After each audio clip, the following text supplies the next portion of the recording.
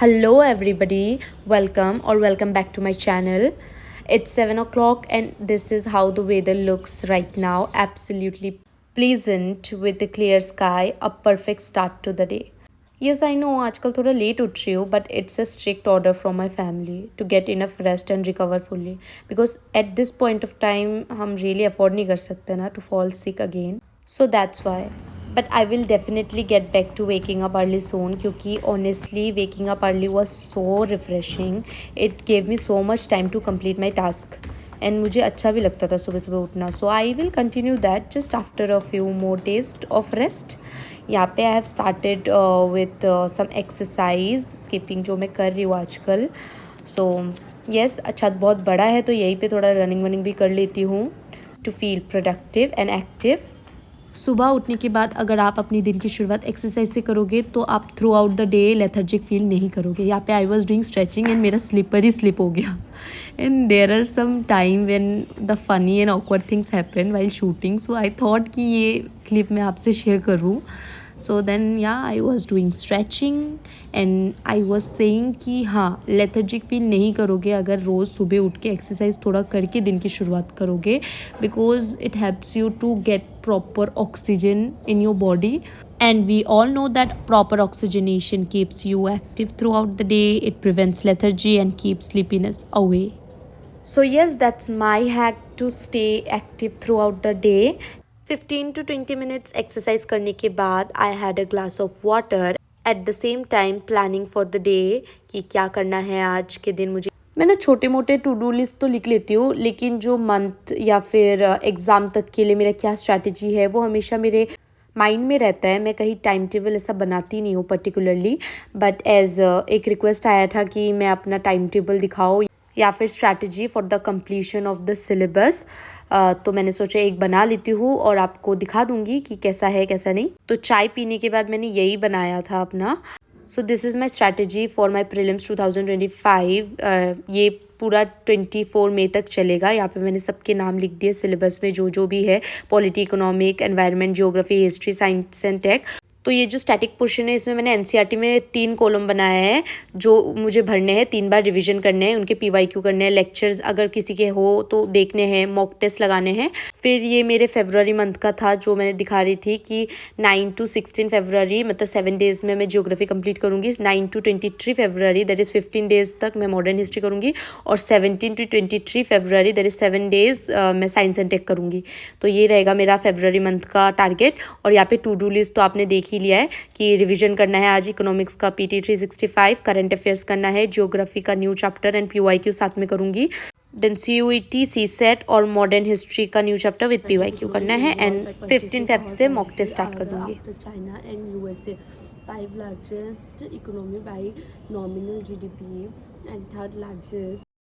So I have shared my strategies with you. और फरवरी month का तो यही है. अभी नेक्स्ट मंथ का जो बनाऊँगी वो भी है, I will share with you. तो यहाँ पे आई वॉज रिवाइजिंग इकोनॉमिक्स जो कि मेरा एक बार हो चुका है NCERT, और मैंने उसके लेक्चर्स भी देखे थे एंड PYQs भी उसके हो चुके हैं.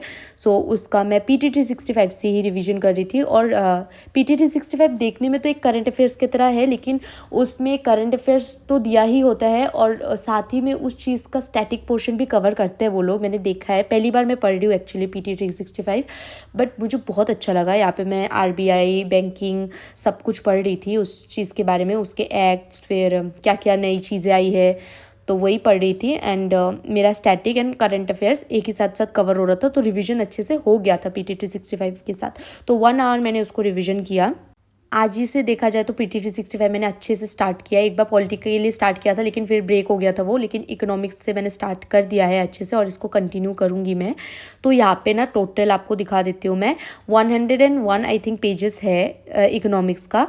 तो मैंने इसका ऐसे प्लान बनाया है कि अगर मैं डेली 10 पेजेस करके पढूँ तो 10 जा 100 हो जाएगा. तो 100 पेजेस मेरे 10 दिन में कवर अप हो जाएंगे. बट फिर भी आज मैं 10 पढ़ूंगी, लेकिन कुछ दिन ऐसे भी जा सकते कि मैं इसको एक्सटेंड करके 15 पेजेस पढ़ लूँ.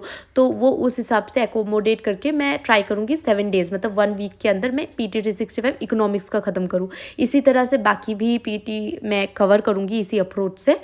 तो क्योंकि ज़्यादा देर मैं इसको दे भी नहीं सकती बिकॉज बाकी सब्जेक्ट्स भी कवर करने हैं, स्टैटिक्स तो मेन है तो उसको कवर करना है, फिर PYQs भी सॉल्व करने हैं, MCQs ज़्यादा से ज़्यादा सॉल्व करना है, इसीलिए तो इसको मैं 1 ही घंटा पढ़ूंगी। 1 घंटे में 10 पेजेस हो जाते हैं। हाँ, आज का जो वीडियो है ये मैंने पूरा एम्फेसाइज़ किया है स्ट्रैटेजीज़ पे, उसी को डेडिकेट करते हुए बनाया है। तो आपसे मैं पूरा अपना डिटेल स्ट्रैटेजीज़ शेयर करूँगी कि किस वे में मैं इसको अप्रोच कर रही हूँ। एक एक चीज़ आपसे डिटेल वे में शेयर करूँगी। आप भी मुझसे शेयर कर सकते हो, आपका अगर कोई अलग स्ट्रैटेजी है या फिर इस स्ट्रैटेजी में कोई आपको ऐसा लगता है कि कुछ और एडिशन किए जा सकते हैं, so do let me know in the comment section. क्योंकि मैं भी न्यू हूँ, मुझे भी बहुत सारी चीज़ें नहीं पता, लेकिन मैंने भी कुछ रिसर्च किए हैं, कुछ वीडियोस के थ्रू मैंने अपना स्ट्रैटेजीज थोड़ा सा बनाया है एंड खुद के कंफर्ट जोन एंड टाइम के हिसाब से मैंने उस वे में बनाया है। यहाँ पे मेरा 10 पेजेस कवर हो चुका था आज का। तो उसके बाद I started with newspaper analysis, साथ में आई वॉज हैविंग दिस दलिया और ये घर के बने हुए सब्जी के अचार एंड दिस क्यूकम्बर्स। मेरा 2 कॉमन ब्रेकफास्ट ही है, पोहा और दलिया, ये ऑल्टरनेटिव डेज में चेंज होते रहते हैं। सो यहाँ पे मैंने 1 घंटे का करंट अफेयर्स का सेशन लिया और उसके बाद मैं नहाने चली गई थी। तो ये मैं नहा के आ गई। नहा के आने के बाद I did some skin care और उसी में मैं थोड़ा सा लिप बाम अप्लाई कर रही थी। एंड येस, अब इसके बाद मैं स्टार्ट करने वाली हूँ अपने नेक्स्ट स्लॉट से, जो कि होगा जियोग्राफी। यहाँ पे जो मैंने अपने टारगेट्स बनाए थे वहाँ पे मैंने टाइम का मेंशन नहीं किया था, क्योंकि मुझे ऐसा लगता है कि टाइम का मेंशन हम करते हैं उस हिसाब से नहीं हो पाता है। जैसे बोला कि 3 घंटे, मैंने सोचा भी था मन मन में कि 3 घंटा मैं जियोग्राफी को दूंगी, बट 3 घंटे में भी ये कवर नहीं हुआ था मेरा। तो मुझे लगता है कि हम मतलब अपने कंफर्ट के हिसाब से या फिर हम जितना कर सकते हैं स्ट्रेच, उस हिसाब से हम रख सकते हैं। तो टाइम का इसलिए मेंशन नहीं किया, बाकी टारगेट्स बस पूरे होने चाहिए दिन के। तो यहाँ पे मैं लेक्चर देख रही थी। पहले तो NCERT ही का पर्टिकुलरली ये लेक्चर था। मैं चैनल का नाम आपको बता देती हूँ, ये अमित सेन गुप्ता का चैनल है। And for specifically geography I am following him from last 1 year. तो उन्हीं का मैं लेक्चर देख रही थी। बहुत अच्छा समझाते हैं, इंग्लिश में समझाते हैं। और वो लेक्चर देखने के बाद मैंने थोड़ा ही देखा था, मुझे मतलब जो जो पोर्शन मुझे समझ नहीं आता मैं वो देखती हूँ। मैं पूरा, ऐसा नहीं है कि पूरा 1-2 घंटे का लेक्चर है कंटिन्यूअसली देख रही हूँ फिर अपना पढ़ रही हूँ, ऐसा नहीं करती हूँ। तो यहाँ पे मैं पढ़ने लग गई थी और नोट्स से ही पढ़ रही हूँ, इसलिए नोट्स नहीं बना रही हूँ, लेकिन कुछ स्टिकी नोट्स बना रही थी जो जो मतलब मुझे याद करने में प्रॉब्लम हो रहा था। फिर ये मेरा थर्ड स्टडी स्लॉट है जहाँ पे मैं CUET का पढ़ रही थी अपना। दोपहर का टाइम था, लंच वंच कर लिया था, उसके बाद CUET कर रही थी मैं। आज दोपहर को कोई ब्रेक भी नहीं लिया, लंच करने के बाद डायरेक्ट पढ़ने बैठ गई थी। तो यहाँ पे I was reading about the international relations, जो कि मेरा ख़त्म नहीं हुआ था एक्चुअली। वो उस दिन किया था मैंने, आधा कंप्लीट कर पाई थी, उसके बाद मैंने नहीं इसको टच किया। तो मैं फिर इसको कंप्लीट कर रही थी, जो रेस्ट ऑफ द पोर्शंस रह गया था। और इंटरनेशनल रिलेशन सच में बहुत बड़ा था। ये इतने इन्फॉर्मेशंस थे यहाँ पे, कब क्या हुआ, cold war and realism, liberalism, ये तो थियरी पार्ट हो गया इंटरनेशनल रिलेशन का। लेकिन फिर कुछ इवेंट्स थे, कुछ ट्रीटीज़, कुछ ऑर्गेनाइजेशंस, इंस्टीट्यूशंस। जो भी CUET के स्टूडेंट्स हैं, मैं उनको बता दूँ, मैं यहाँ पे इसीलिए लर्न कर रही हूँ और याद कर रही हूँ फैक्ट्स, क्योंकि मेरे कॉन्सेप्चुअल क्लैरिटी है पहले से। तो कुछ देर पढ़ने के बाद I started with solving the MCQs। जो PYQs थे मैं ये कर रही थी, वही इंटरनेशनल रिलेशंस के। सो मैं आपको बता दूँ, यहाँ पे अगर कोई भी CUET के एस्पिरेंट्स है, आप ज़्यादा से ज़्यादा फोकस करो MCQs पे, जो PYQs के होते हैं। वो बहुत हेल्पफुल होते हैं, आपको पूरा बता देंगे कि मतलब क्या पढ़ना है, कैसे पढ़ना है, टारगेटेड अप्रोच से पढ़ना है। तो वो बहुत हेल्पफुल होते हैं, उसको बिल्कुल इग्नोर मत करो। ज़्यादा से ज़्यादा पढ़ लोगे एंड MCQ सॉल्व नहीं करोगे तो मुश्किल होगा। और ट्रस्ट मी, एक्सपीरियंस के थ्रू बता रही हूँ, आप MCQs भी करो, रिविजन भी करो। इजारा was introduced, equal practice of revenue farming, or Ijara was introduced, killed by Farooq Siyar with the help of तो लगभग 3 घंटे CUET पढ़ने के बाद यहाँ पे शाम हो चुकी थी। 7 बज रहे थे शायद या 7:30, और लाइट चली गई थी। तो मैं यहाँ पे चार्ज लाइट जला के पढ़ने लग गई थी, अपना मॉडर्न हिस्ट्री कर रही थी। तो उसी को मैं पढ़ रही थी। अभी भी याद है बचपन में जब लाइट्स चली जाती थी और मैं अपने घर में रहती थी, लाइक असम में, तो लालटेन जला के पढ़ाई करते थे हम लोग। जिनको नहीं पता बता दूँ, इट्स अ पोर्टेबल लैम्प जहाँ पे केरोसिन का यूज़ होता है टू फ्यूल द लाइट। तो वही ऐसे पढ़ते थे, तो बचपन का दिन याद आ गया था। फिर तो चार्ज लाइट का टाइम आ गया और अब तो ऐसा हो गया कि बिजली जाती नहीं है, इतना प्रॉब्लम नहीं होता। उस दिन मैंने मॉडर्न हिस्ट्री का सोर्सेस वाला चैप्टर पढ़ा था, तो यहाँ पे I was studying about the later Mughals. I am wondering कि 15 डेज़ में मैं कैसे मॉडर्न हिस्ट्री कवर करूँगी।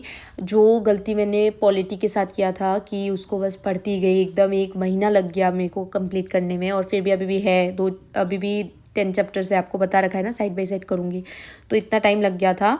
तो मैं इस अप्रोच से तो नहीं करने वाली मॉडर्न हिस्ट्री। आधे घंटे बाद ही लाइट आ गई थी, फिर मैंने अपना मॉडर्न हिस्ट्री कंप्लीट किया, साथ में PYQ भी किया उसका। फिर यहाँ पे मैं सोच रही थी कि सब तो हो गया था, लेकिन CSET मेरा नहीं हुआ था मैथ्स, और मैथ्स मैं शाम को करती हूँ, वो छूट गया था।